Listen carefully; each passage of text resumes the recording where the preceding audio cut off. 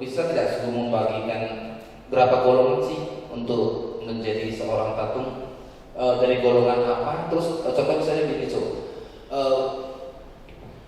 dia ada dewa tanah, boleh ada dewa bumi, atau datuk, atau dewa langit. Nah itu bagaimana melihat pembagiannya beserta seragamnya si tatung ini bagaimana?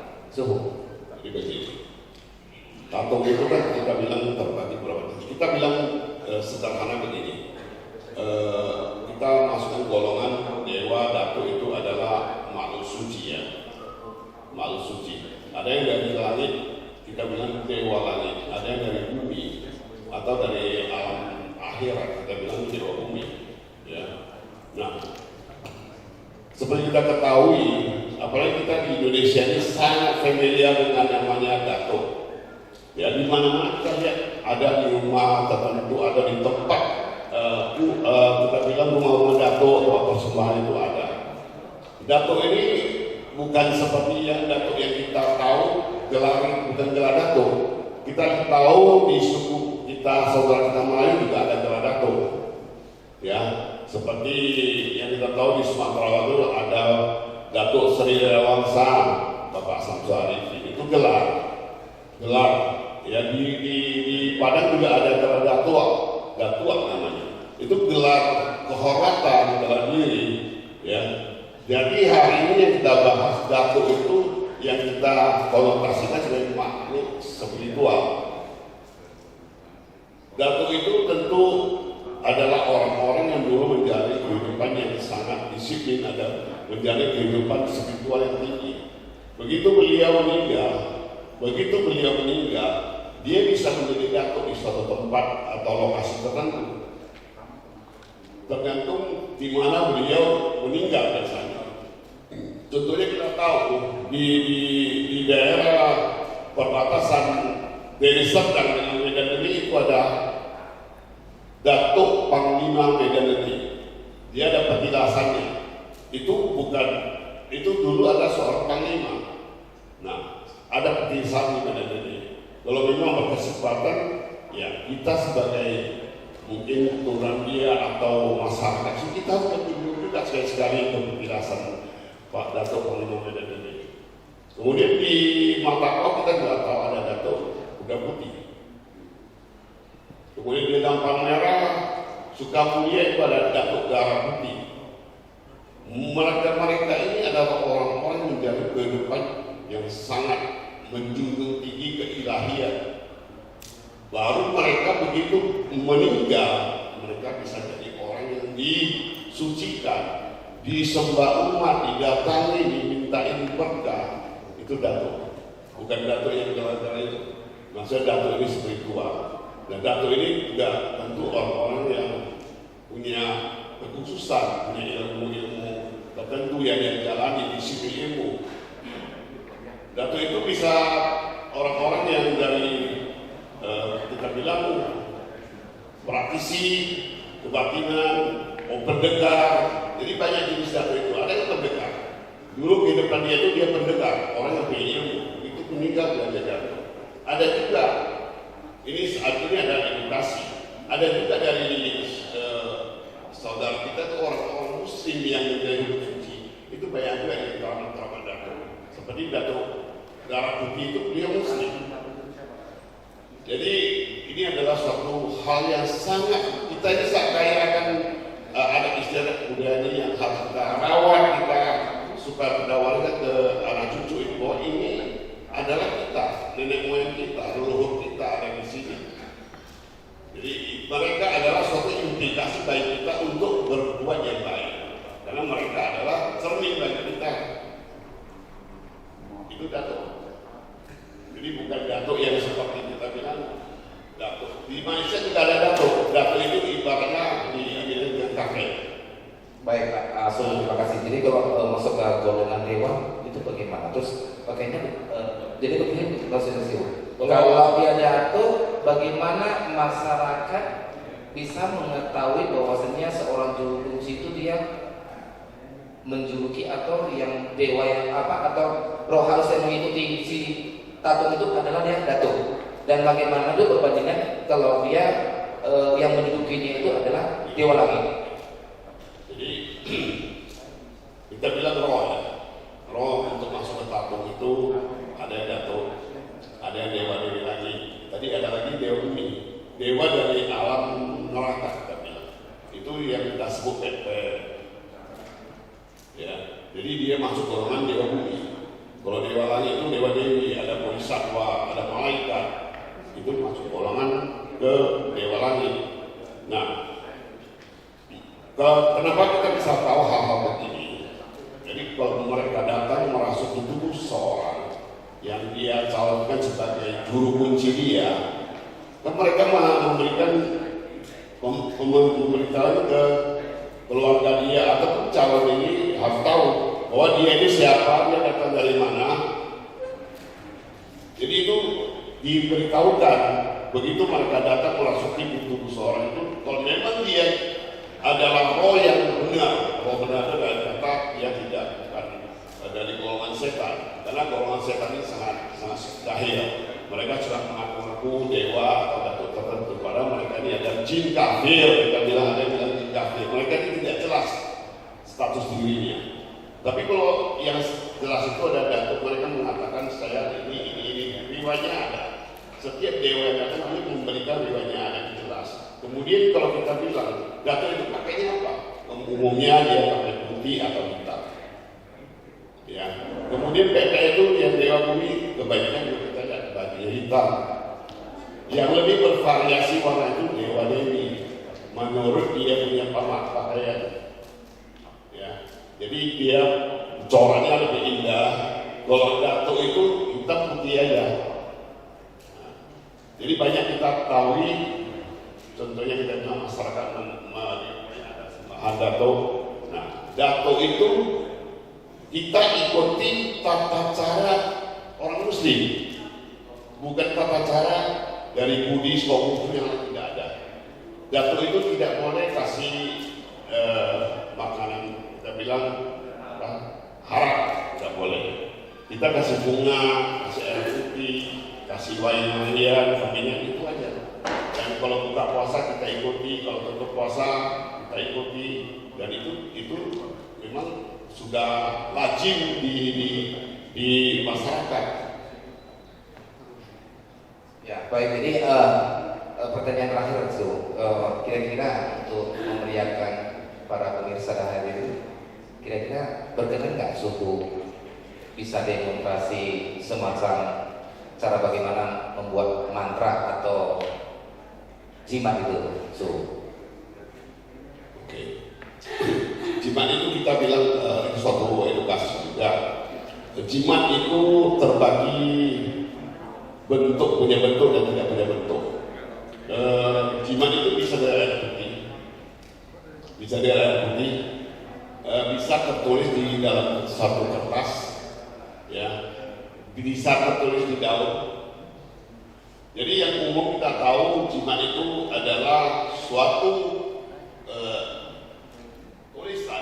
tulisan yang berisi saripati hawa murni manusia dengan ajian mantra tertentu, kemudian diberi kekuatan keberanian. Jadi dalam tradisi orang Tionghoa kita tahu, kita belajar kungfu, bukan kungfu kamu yang hebat, tapi satu adalah keberanian, dua tenaga, tiga baru kungfu. Orang yang punya kungfu tidak punya keberanian itu tidak berguna. Demikian juga tentang jimat atau kungfu ini. Ada tata caranya, ada tata cara mengundang, menempatkan isi doa itu dengan ajian mantra tertentu, kemudian ditutup dengan keberanian. Ada keberanian, tapi tanpa keberanian atau kita bilang buta. Buta itu adalah satu bentuk keberanian di akhir daripada kupo itu ajiman itu. Tanpa itu tidak akan berjalan, dia tidak punya keberanian. Kemudian ditutup dengan stempel. Stempel itu stempel dari dewa-dewanya. Misalnya dewa langit apa? Dewa petir, dia punya stempel.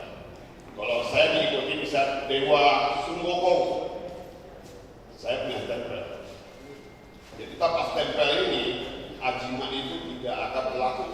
pemerintah juga.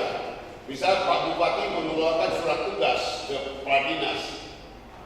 Memang sudah ada dan tidak tangan, tapi kalau tidak ada standar pembuat dari sana, itu disangsikan.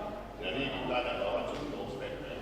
Ini adalah yang sudah disangka dan ini punya istilahnya seperti juga dia punya kekuatan tertentu karena ini diridhoi oleh disetujui oleh sebagai stempel dari Ken itu Tuhan yang Maha Kuasa. Ini stempel yang saya pakai selama 30 tahun. Di sini tertulis, di sini tertulis nama dewa saya, Jigentasen, Kerasati Sumboko, Jigentasen. Tapi beliau ada namanya, sebetulnya nama Buddhis ada. Nama beliau adalah Sakya Kumala, Buddha Sakya Kumala. Beliau ada titisan dari Sang Buddha. Jadi beliau ada nama Buddhisnya Sakya Kumala. Banyak orang tidak tahu. Orang menyebut Kerasati Sumboko.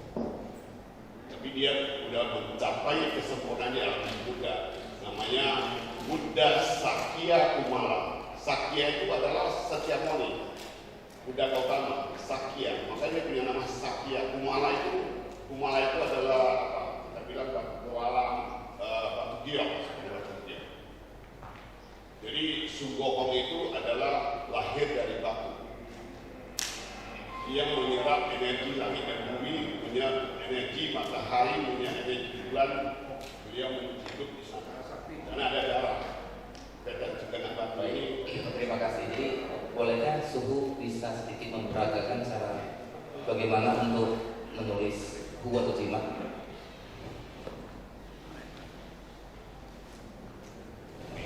Jadi kita hari ini kita mencoba memberikan sedikit tulisan Hu atau Jimat. Tapi mohon maaf sebelumnya kepada para senior-senior atau yang ada di sini, yang hadir di sini, yang dari Mekakap, bukan masuk tujuan untuk memperkenalkan kesaktian atau suatu kesombongan. Ini ada edukasi. Jadi sifatnya edukasi. Saya akan mencoba membuat Hu dengan pengetahuan saya. Karena Hu itu ada yang tertulis itu otodidak.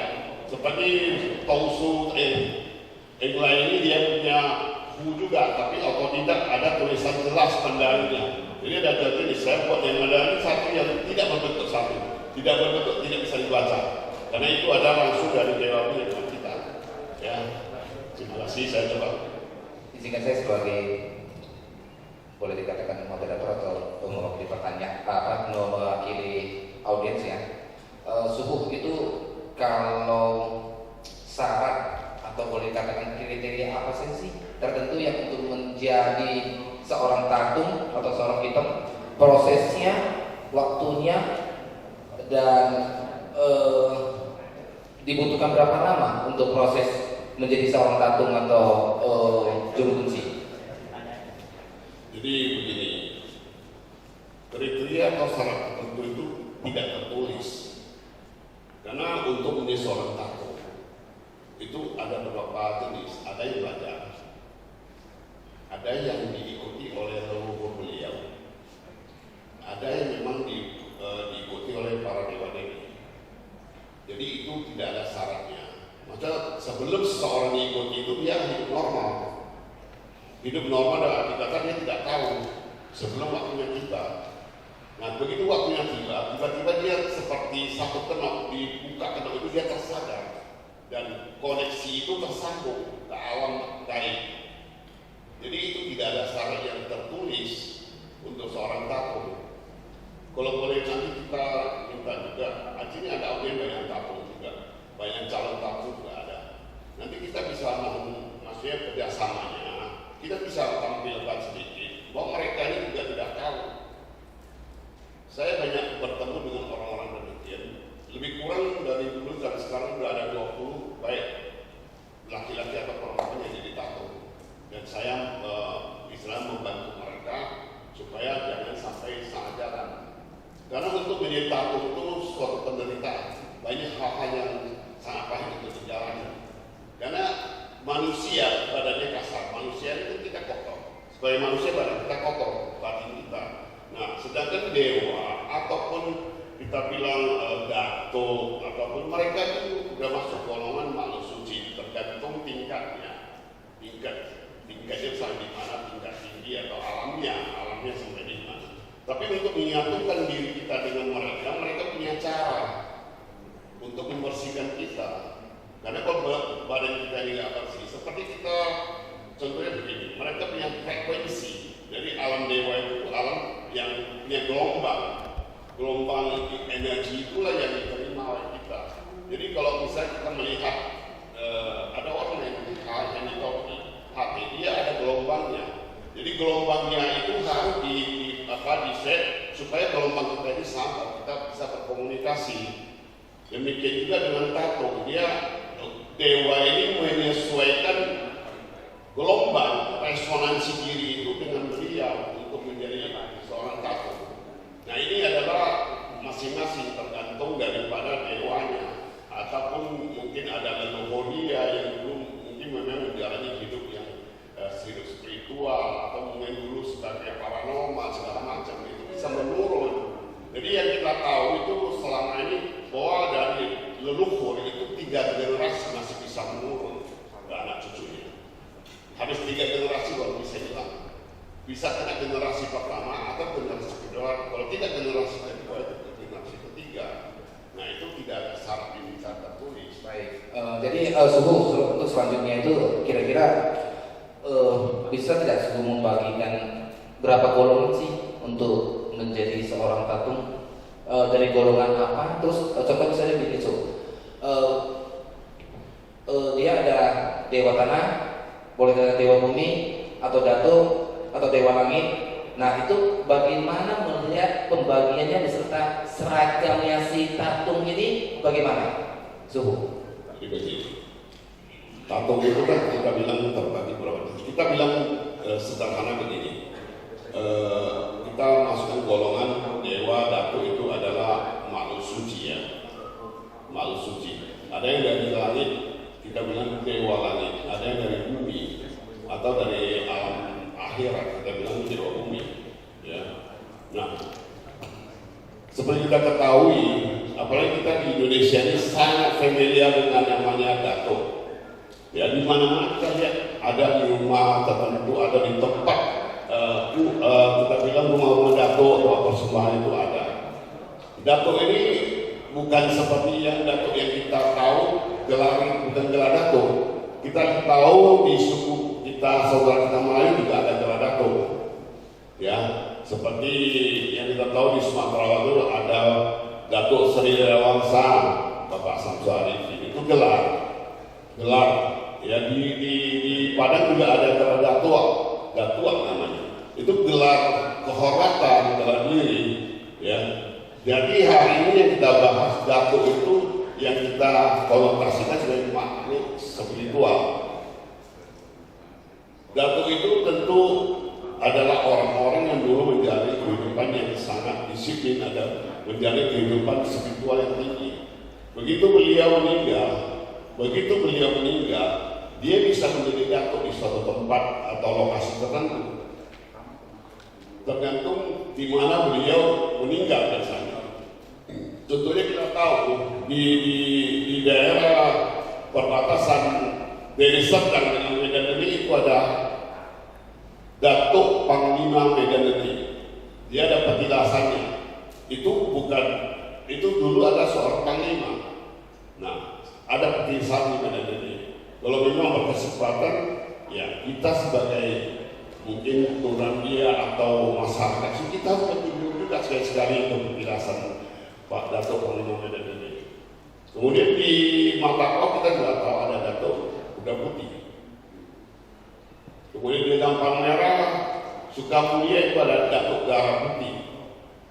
Mereka ini adalah orang-orang yang menjalani kehidupan yang sangat menjunjung tinggi keilahian.